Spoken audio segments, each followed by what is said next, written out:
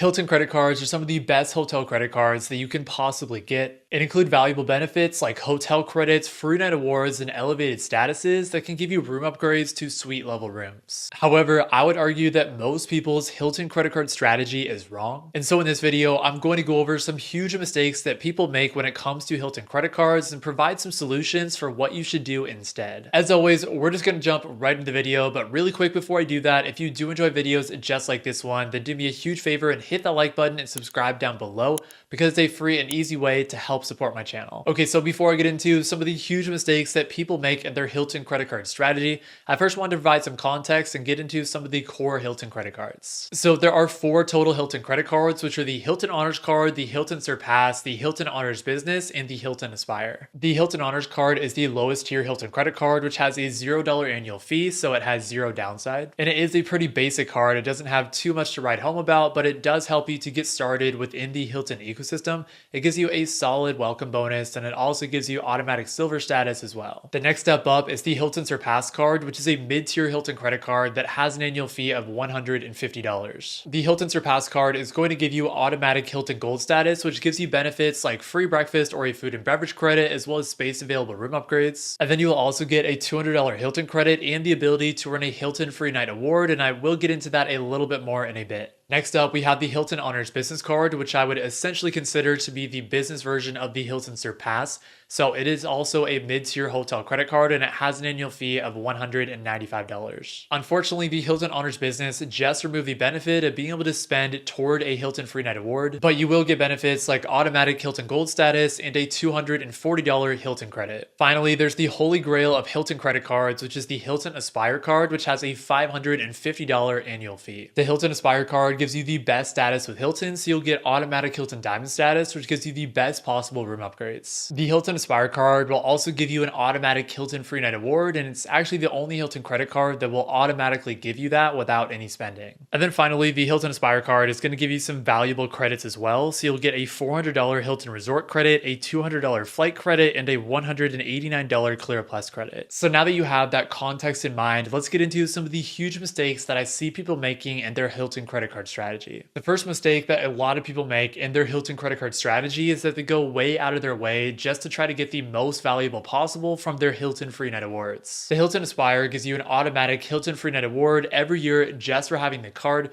and then the Hilton Surpass will allow you to earn a Hilton Free Night Award if you spend $15,000 or more in 1 calendar year. So I think the thought process that starts this mistake is that Hilton Free Night Awards are completely uncapped, they're super valuable, so you can basically use them to stay at any Hilton properties worldwide, and you can try to use them to stay at the highest end properties possible. This is very true, and Hilton Free Night Awards are obviously great and super valuable, but I do think that this mindset shift can be a slippery slope, and thinking that you absolutely have to use those Hilton Free Night Awards at ultra luxurious properties. You want to be careful here because you don't want to go completely out of your way just to be able to get the highest value possible from those Free Night Awards. Instead, I think you need to make sure that you're using those Hilton Free Night Awards really organically within trips that you would have already taken, and maybe those are more expensive ones or ones where there's a lot of other properties available, but ones that just make the most sense. But an extreme example of this mistake would be going to the Maldives for a trip that wasn't even originally planned, and the reason that you're going there is because you want to get the highest value possible from the Hilton Free Night Award. Yes, you would obviously get a fantastic night and you'd be able to get a lot of value from that Free Night Award,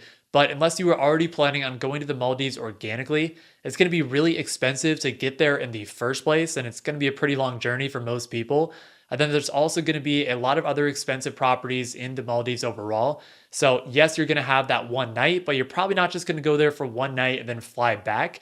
So then you're going to have to spend a decent amount of money or points on the other nights that you're there as well, which is overall going to make it a pretty inflated, expensive trip, especially if it's not happening organically. However, on the flip side, a solution would be to utilize the Free Night Award more organically. So you could go to a place like Washington, D.C., but it's probably going to be a lot more simple and seamless for everyone to get to. You could still utilize that Free Night Award to stay at a really nice Hilton property. So you could stay at the Waldorf Astoria, Washington, D.C., and Anthony Venture and CJ both do have full videos on their channel going over their experiences there. And then you still have plenty of other other Hilton property options in the DC area that won't break the bank, so you'll actually be able to have a decently affordable full trip in DC, again, without having all the extra expenses and still organically utilizing that free night award for more value. In general, my biggest tip for this mistake is to make sure that where you want to travel is the number one priority, and then making the free night award work in conjunction with that, instead of the other way around where you're just trying to maximize that free night award without having a very good idea of actually having organic travel plans. The second mistake that a lot of people make with their Hilton credit card strategy is that they make the credits way more confusing than they need to be. So on the Hilton Surpass card, you'll get a $200 Hilton credit, and you can trigger that credit by buying Hilton gift cards, by buying things at a Hilton gift shop, or dining at a Hilton restaurant in property. And I would say by far the easiest way to trigger that credit is to buy Hilton gift cards. So I think most people should definitely go that route. The credit is split up into quarterly increments. So what you can do is you can basically buy a $50 Hilton gift card each quarter just to trigger the credit. And then you can add up all those gift cards at the end of the year and actually use those compilation of gift cards towards one Hilton property stay at the end of the year. On the Hilton Aspire card, you get a Hilton Resort credit that is $400 split up into two $200 semi-annual credits. And what some people don't know is that you can actually use that credit and trigger it for the actual room rate, not just for Hilton restaurants or for the spa on property. Essentially, the rules on that Hilton Resort credit to actually be able to trigger it is that you need to book an eligible Hilton Resort property, and then you're able to actually trigger the actual room rate to use that as part of the credit, as long as the entire stay isn't paid for up front. So if part of the stay is paid for in advance, and then the other half of the stay is paid for once you actually go there. But in general, just making sure that it isn't all prepaid should actually be able to trigger that credit. Doing this should make it a lot easier to make sure that you utilize that Hilton Resort credit semi-annually to trigger the credits.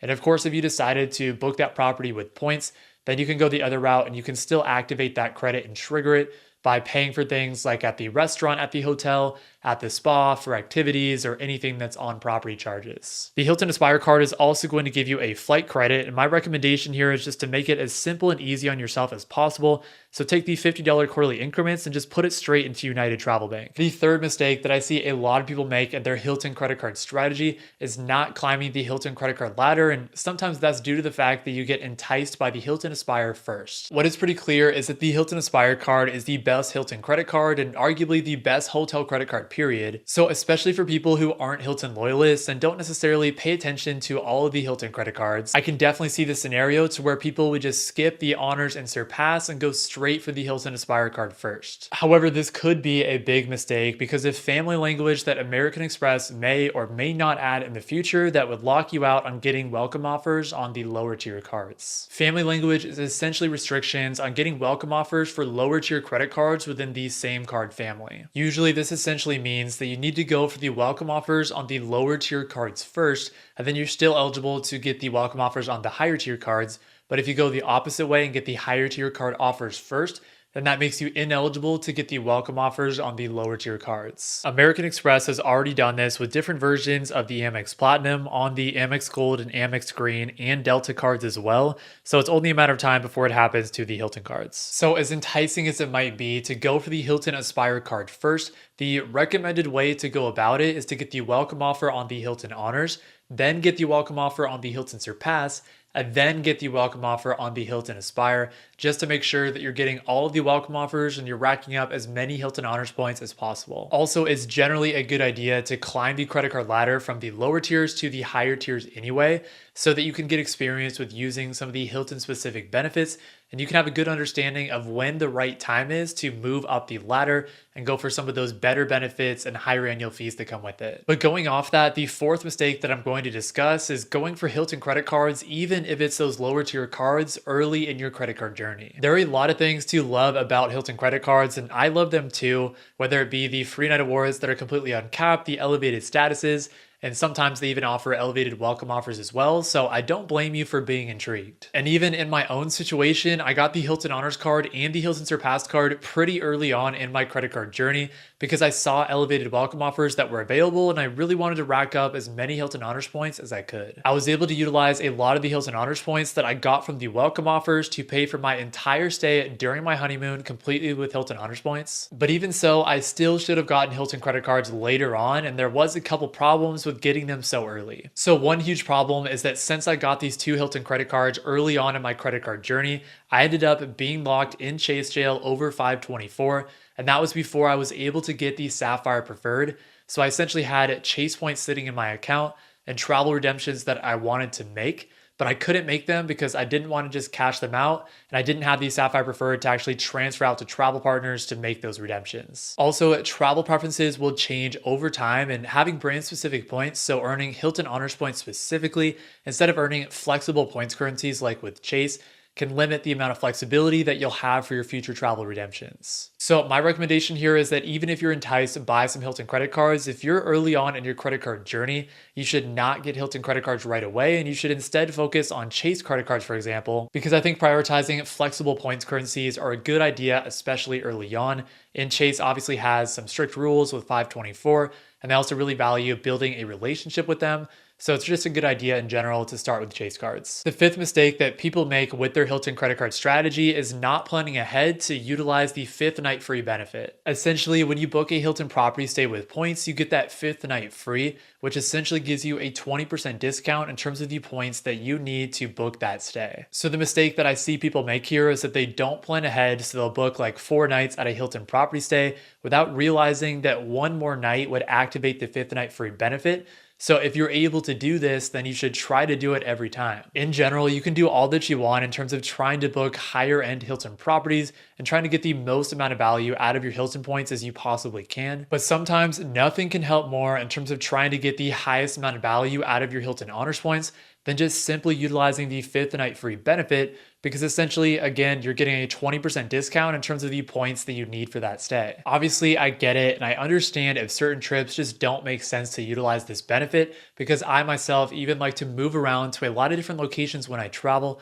so sometimes utilizing the 5th night free benefit is just not possible. But other times it is possible, and the solution to this mistake is just to be a little bit more conscious with understanding that 5th night free benefit, and sometimes doing specific planning to where if you know you're going to be generally in one location, trying to maximize your Hilton Honors points by activating that 5th night free benefit. The 6th mistake that people make in their Hilton credit card strategy is neglecting the Hilton Surpass. So what a lot of people do is that they get the Hilton Honors card at some point for the $0 downside and $0 annual fee, and then right after that, they skip up to the Hilton Aspire, or they just get the Hilton Aspire first altogether. Other people might even have the Hilton Surpass card at some point, but once they actually get the Hilton Aspire, they downgrade the Hilton Surpass, since there is a little bit of crossover in benefits, and the Aspire is just a level up from the Surpass card. I understand why people do this, but at the same time, I don't think you should just completely neglect the Hilton Surpass card, because there are some specific situations to where the Aspire and the Surpass can work really well together. The Hilton Aspire obviously speaks for itself, and the benefits and credits are going to more than offset the annual fee to give you positive value. However, like I said, I think there are some specific situations